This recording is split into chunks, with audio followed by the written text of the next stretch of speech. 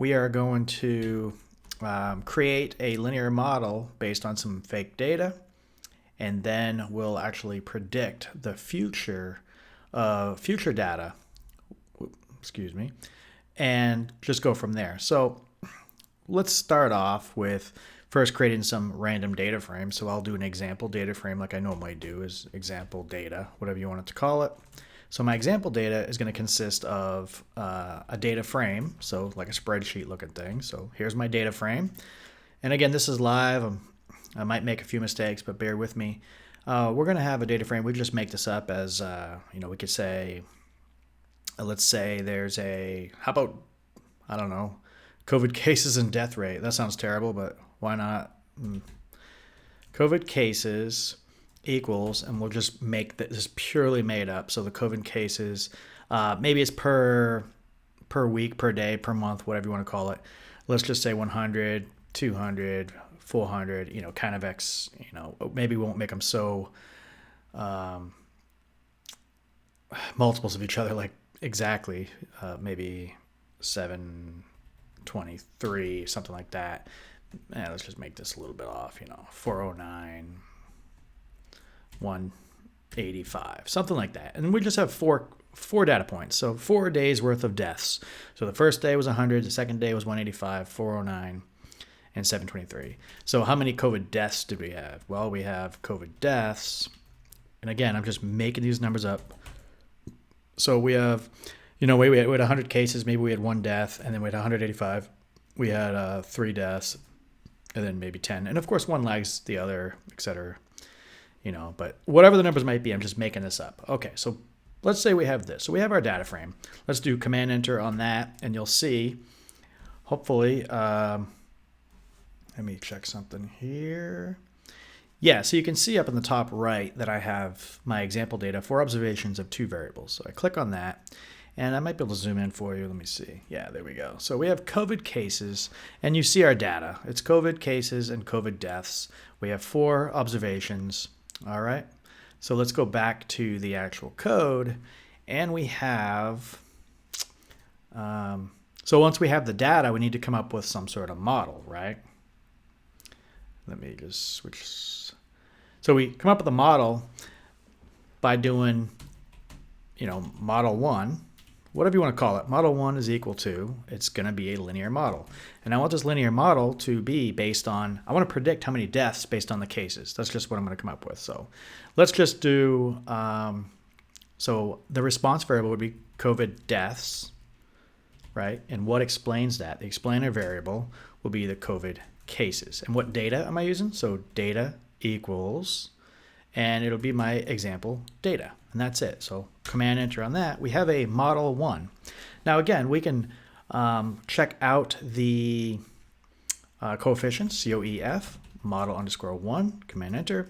And you have an intercept of -7.1 and a slope, excuse me, a slope of 0.054, right?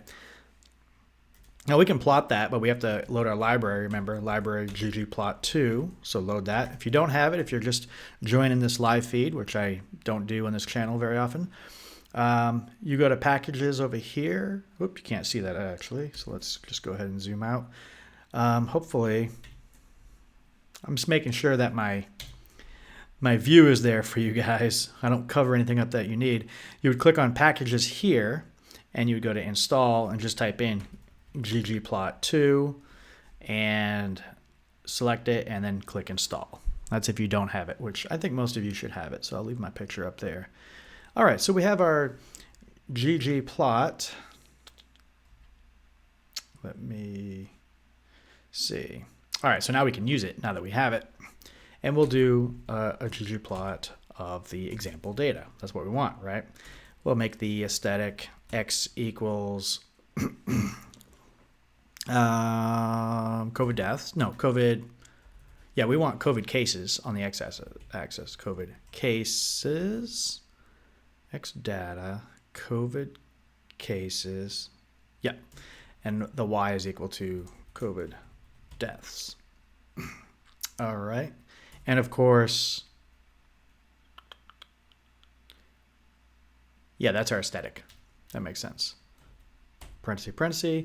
Then we want to add a geometry to it, geom point. So just basically a data, a scatter plot. And then we can do geom smooth if we'd like. Geom smooth. That way we get some cool looking graphs. And the method is going to be equal to LM, linear model. We're doing linear, simple linear models. And we might need to, I had a feeling I did something wrong. But anyways, that's our data points. So we have 1, 2, 3, 4 points. 4 points. And we want to predict later on. So that's, it's not quite linear. You can see some data points are not touching the line. And then, of course, you have your 95% confidence interval is that gray, that darker gray. So there's a 95% chance that another point would land within those lines. But there is a 5% chance that it'll land outside of that dark gray area. Simple enough, right? Simple enough. So cool, we've got that. But now the question is, how do we predict what would happen with something we don't even have right now? Right? So we're going to do that right now. We're going to say, hey, I've got more data that I think is going to happen based on whatever scenario I know. So we'll just say, more data, and we'll set that equal to, we're going to set that equal to a list. And we'll say we have COVID cases equals, and it's a vector of numbers. So let's say we have 1,400 and we have 2,500. What happens if we have 1,000,000?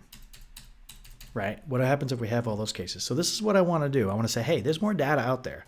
So I'm going to run that. So more data is now equal to a list of COVID cases, right? But without the deaths, we don't know. We just don't know. So what we'll do is we're going to actually create a predict variable. So predict1, I'm just naming this now, is equal to my predict function. I'm going to predict based on the model I just created, which the model is model1, model_1. So based on that model and my new data, which is, so new data, you have to populate that with, well, it's more data. I have more data, and that's what it is. And then, of course, we can do interval equals prediction. That's what we want to predict. I think that's by default too, but I'm not sure 100%. So predict1 is that. So if I hit enter or command enter on that, it stores predict1. And we can say that if we just type it out, predict1, command enter, you see you've got 3 rows, right? And so those 3 rows represent the 3 new COVID cases and their corresponding output. So 1,400 aligns with the 69, 2,500 aligns with the 129, and the 1,000,000 lies with the 54,636. So that's what you predict using a linear model. So using those coefficients, remember we saw the coefficients up here somewhere. If we actually plugged in this formula where COVID cases is the variable, so if I type that out, let's see if I can memorize it. Well, I'll just type it out again. Let's do coefficients again. So if I literally did, this is not going to run, but COVID deaths equals, and the formula would be remember a negative b, or I was going to give you the quadratic formula. Remember the formula y equals mx plus b, right? And so the m, the slope, is the 0.05. So 0.0546 times the number of cases. So in this case, we had the cases was 1,400 for that first one, 1,400, plus the intercept, which is negative 0.7. So plus, or we can just say minus 7.107, right? Let's see if I can actually, I never actually do, so I'm going to get rid of COVID deaths and see if this actually gives me an answer. 69.33. All right, so if I typed out all the rest of the significant digits, it would have equaled 69.39, whatever that is, right? That's it. I just wanted to show you guys a quick way to predict, because on the previous tutorial, I did not do that. I literally left you hanging with, hey, here's a linear model, cool, play with it. And I showed you how it works with the equation and how to create that line, but I didn't actually show you how to add more data to see what the prediction is. So in the next video, I have to keep this one short, but in the next video, perhaps we'll plot those new points and go from there.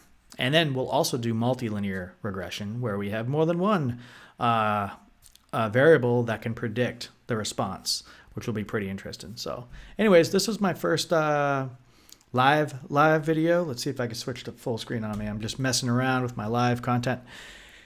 Thanks for watching, and I appreciate everyone that comes out here to actually give me comments and they share my videos. You guys are definitely making me more motivated to do more of these, and I appreciate it. I am not a statistician. I'm not an expert, but I hope that I can convey the message of, hey, what this stuff means. Maybe you can take it and become a extraordinarily good data science, or get that job, be a citizen data science, either way. So I appreciate it, and I will see you guys in the next video.